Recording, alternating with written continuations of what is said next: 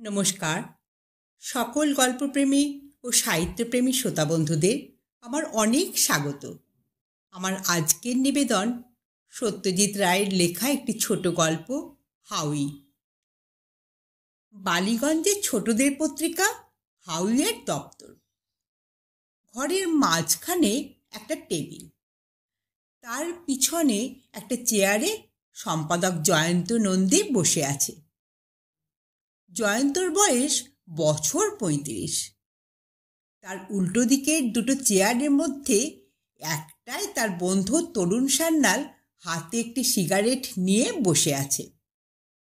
ঘরের একপাশে দেখা যাচ্ছে বেয়ারা আলম নূতন হাউই পত্রিকার ডাকে দেবার জন্য সেগুলো ব্রাউন কাগজের প্যাকেটে ভরছে।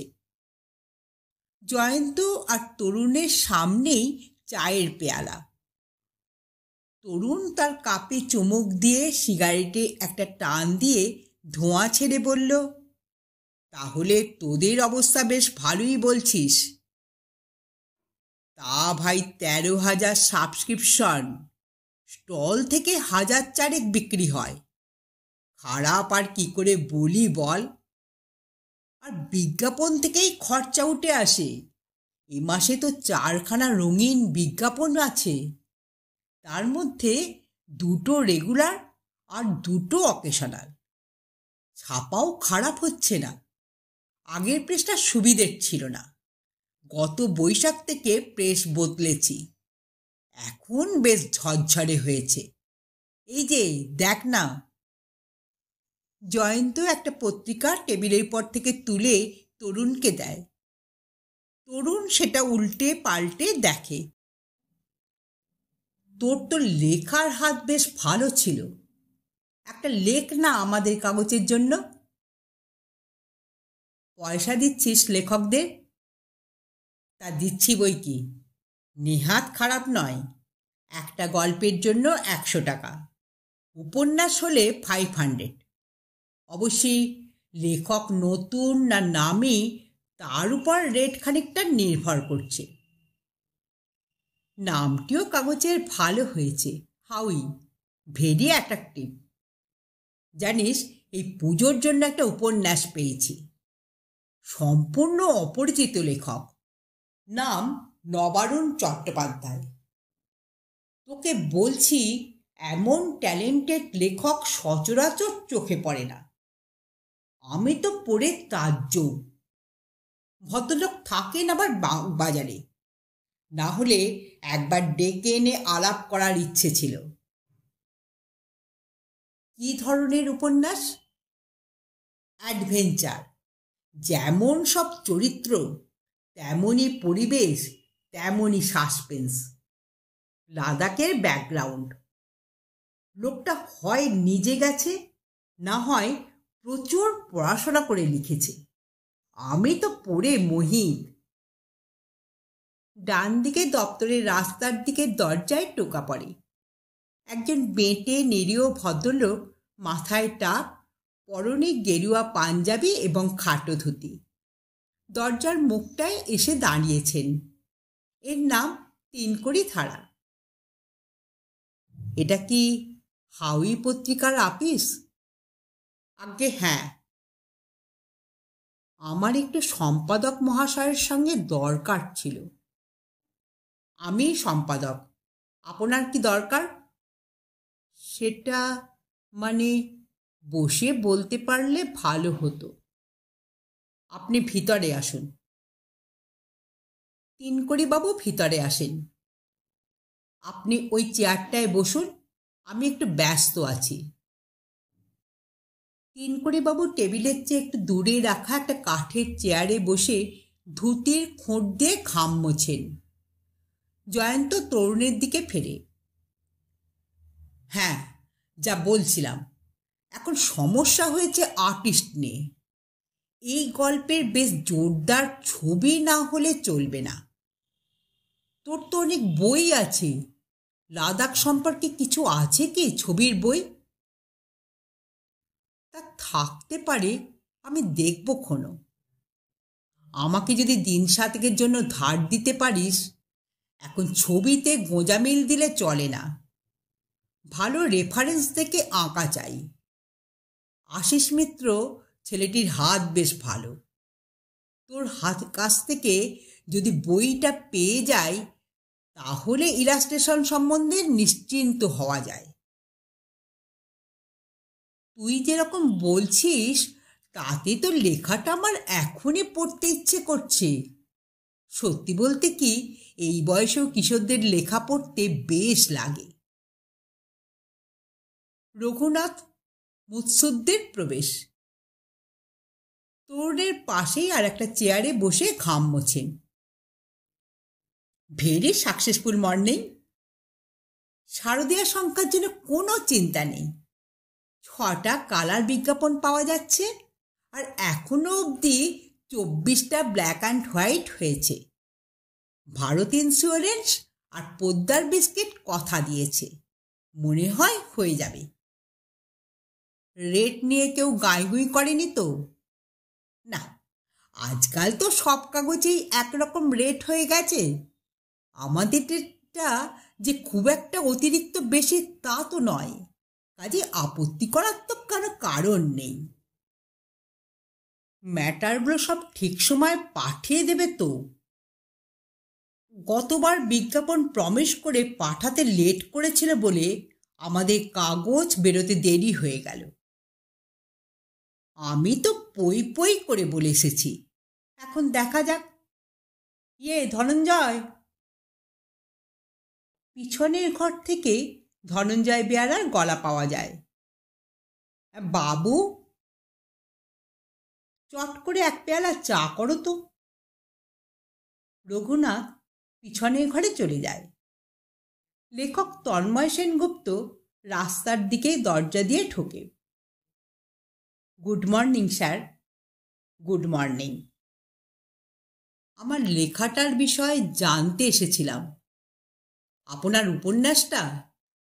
হ্যাঁ। কেন, ওটা আপনি এখনো পাননি? ওটা তো ফেরত চলে গেছে। আপনার তো স্ট্যাম্প দেওয়া ছিল। তার মানে কি পছন্দ হলো না?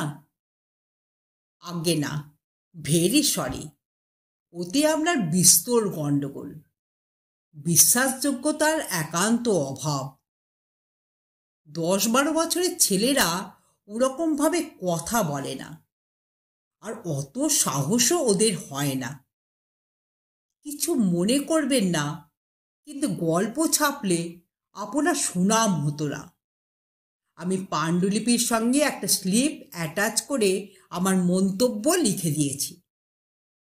আপনার তো 2টো লেখা এর আগে ছাপা হয়েছে, এটা না হয় নাই হলো। তাহলে আপনারা কি এবার উপন্যাস দিচ্ছেন না? দিচ্ছে বই কি, আমি জোর দিয়ে বলতে পারি এরকম উপন্যাস এবারের আর কোনো পুজো সংখ্যায় ছাপা হবে না। নামকরা লেখক? একেবারেই না। আমার তো মনে হয় এটি এনার প্রথম লেখা। কি নাম লেখকের? নবারুণ চট্টোপাধ্যায়। শুনেছেন নাম? না, তা শুনিনি বটে। আমিও নামই শুনেছি আর লেখা পড়েছি, পরিচয় হয়নি। ভদ্রলোক থাকেন সেই বাগবাজারে। ভেরি লাকি বলতে হবে।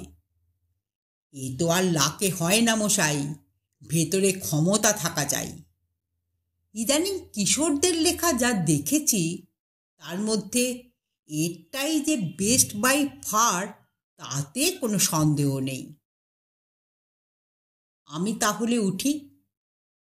আসুন, আপনার লেখা 2-1 দিনেই পেয়ে যাবেন। কলকাতার ডাক তো, বালিগঞ্জ টু শ্যামবাজার যেতে 7 দিন লাগে, বুঝলেন না? তিনকড়িবাবু তার জায়গা থেকে গলা খাঁকানি দেন। মানে, আপনি একটু বসুন না, শুনছি আপনার কথা। না, মানে যদি একটু খাবার জল পাওয়া যেত। ধনঞ্জয়। ধনঞ্জয় আসে। বাবু, ওই ভদ্রলোককে এক গেলাস জল দাও তো। ধনঞ্জয় জল এনে দেয়। ভদ্রলোক ঢকঢক করে গেলাস শেষ করে আবার ধুতির খুঁট দিয়ে কপালের ঘাম মোছেন।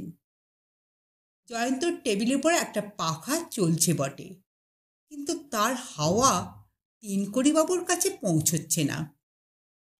জয়ন্ত আবার তরুণের দিকে মন দেয়। হ্যাঁ, কাগজের কথা বলতে গিয়ে আসল কথাই ভুলে যাচ্ছিলাম। তোর ভাগ্নির তো বিয়ে। হ্যাঁ, এই তো আসছে মাসে। তোরা আসিস কিন্তু, তোর নামে চিঠি যাবে। তা তো যাব, কিন্তু পুজো সংখ্যার চাপে টাইম করে উঠতে পারবো কি না জানি না। ওসব শুনছি না। একটা সন্ধে 2 ঘন্টা তোর কাজের মধ্যে থেকে বার করে নিতে হবে। কি বলছিস? এখন যে ক্রিকেট, তাই দেখা হলো না টেলিভিশনে। ওয়ানডের খেলাটাও দেখিসনি? কোথায় আর দেখলাম। খুব মিস করেছিস। এরকম খেলা চট করে দেখা যায় না। তোর উপন্যাসের সাসপেন্স কোথায় লাগে? তরুণ তার সিগারেট অ্যাস্ট্রেতে ফেলে দেয়। যাকগে, আমি আর তোর সময় নেব না। লেখার কথাটা ভুলবি না তো? দেব লেখা, দেব, তবে পয়সা দিতে হবে কিন্তু, বন্ধু বলে হবে না। তা দেব কোনো, তোর 1 প্যাকেট সিগারেট হয়ে যাবে। তরুণ দপ্তর থেকে বেরিয়ে যায়। জয়ন্ত তিনকড়িবাবুর দিকে ঘুরতে যাবে এমন সময় দপ্তরে আর একজন প্রবেশ করেন। ইনি অর্ধেন্দু রায়। জয়ন্ত তার দিকে ফেরে। আপনার? আমি এসেছিলাম আপনাদের কাগজের চাঁদা দিতে। আমার ছেলেকে গ্রাহক করতে চাই। এই যে এই কাগজে আপনি পার্টিকুলার্স পাবেন, আর এই হলো টাকা। অর্ধেন্দু পকেট থেকে কাগজ আর টাকা বার করে জয়ন্তকে দেন। জয়ন্ত সেগুলো নেয়। থ্যাঙ্কস, দাঁড়ান, আমি রসিদ দিয়ে দিচ্ছি। মুকুল। পিছন দিকের ঘর থেকে একজন তরুণ বেরিয়ে আসে। দপ্তরের কর্মচারী মুকুল। একে একটা রসিদ করে দাও তো, 1 বছরের চাঁদা, এই যে পার্টিকুলার্স। জয়ন্তর হাত থেকে কাগজটা নিয়ে মুকুল রসিদ লিখতে ব্যস্ত হয়ে পড়ে। টাকাটা জয়ন্ত দেরাজ খুলে ভিতরে রেখে দেয়। আপনাদের পত্রিকা ডাকে পাঠাতে হবে না, আমি প্রতি মাসে এসে হাতে করে নিয়ে যাব। এটা আমার কাজের জায়গার খুব কাছে পড়ে তো।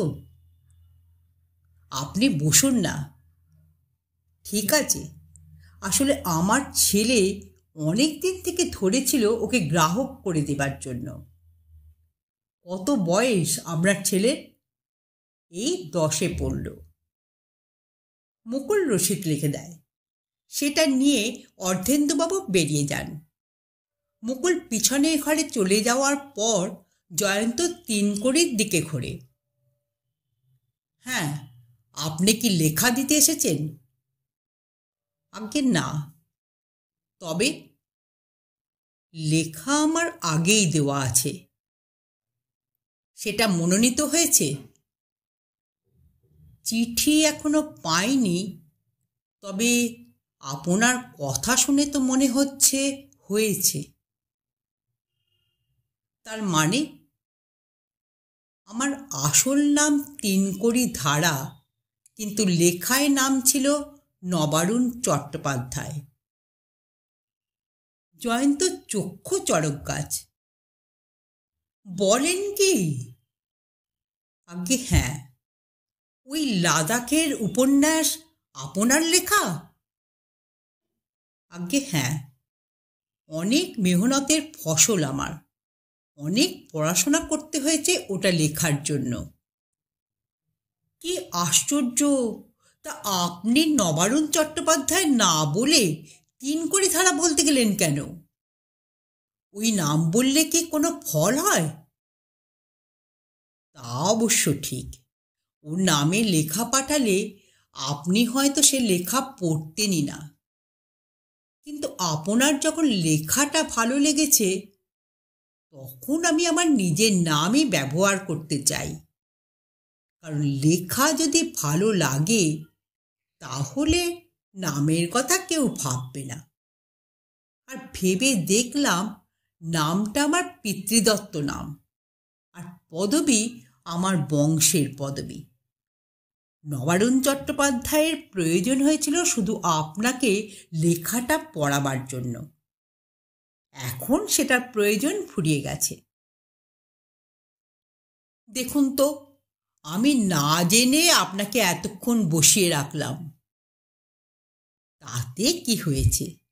সে না হয় এবার যখন আপনি আমার কাছে লেখার জন্য তাগাদা করতে যাবেন তখন আমি আপনাকে বসিয়ে রাখব, তাহলেই শোধবোধ হয়ে যাবে। বলে দুজনেই হাসিতে ফেটে পড়ে। আপনারা এতক্ষণ শুনছিলেন সত্যজিৎ রায়ের লেখা হাউই গল্পটি এখানেই সমাপ্ত হলো। যদি শ্রোতা বন্ধুদের আমার গল্প পাঠ ভালো লেগে থাকে তাহলে অবশ্যই একটা লাইক দেবেন এবং পাশের মানুষের সঙ্গে গল্পটি শেয়ার করবেন। আর যারা প্রথমবার আমার চ্যানেলে গল্পটি শুনছেন তারা কাইন্ডলি একটু সাবস্ক্রাইব করে দেবেন। আপনারা সকলে খুব ভালো থাকবেন। নমস্কার।